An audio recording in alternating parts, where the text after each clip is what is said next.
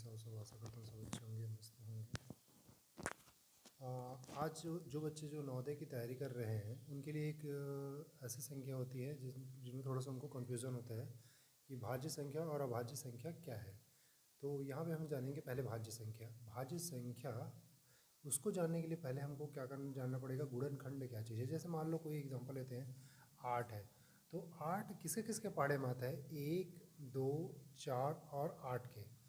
तो इनके कितने गुणनखंड हुए? 4 गुणनखंड हो गए इनके। और फॉर एग्जांपल एक और लेते हैं हम, जैसे 5 है। 5 के कितने गुणनखंड? 1 के पहाड़े में आता है और 5 के, तो इनके कितने हुए? 2 गुणनखंड। तो ऐसी संख्या जिसके केवल 2 गुणनखंड होते हैं वो आपके अभाज्य संख्या में आता है, और जिनके 2 से अधिक गुणनखंड हो वो आपके भाज्य संख्या के अंतर्गत आता है। तो इसको जानने के लिए हम छोटा सा एग्जांपल है, केवल गुणनखंड को बस जानना है हमको। जैसे फॉर एग्जांपल मान लो हम ले लेते हैं 12। 12 किसके किसके पहाड़े में आएगा? एक तो 1 के पहाड़े में आएगा, फिर 2 के, फिर 3 के, फिर 4 के, फिर 6 के, फिर 12 के। तो ये देखो इतने कितने के गुणनखंड हो गए इनके? 3 और 3 6 गुणनखंड हो गए। तो ये कौन सी संख्या हुई? भाज्य संख्या हुई। और जैसे 13, 13 कितने के पहाड़े में आता है? 1 और 13, केवल 13 के। तो 1 और 13 के केवल पहाड़े में आएगा, इसलिए ये संख्या कहलाएगी आपकी अभाज्य संख्या। अभाज्य संख्या।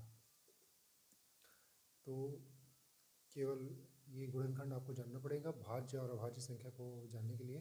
तो भाज्य संख्या की परिभाषा अगर हम सरल रूप में लिखें तो ऐसी संख्या जिसके केवल 2 गुणनखंड हो। भाज्य संख्या ऐसी संख्या जिसके केवल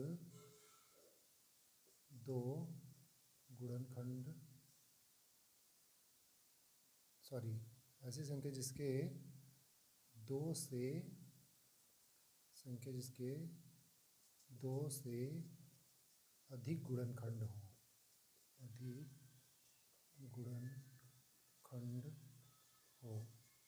ऐसी संख्या जिसके 2 से अधिक गुणनखंड हो, ऐसी संख्या को हम भाज्य संख्या कहते हैं।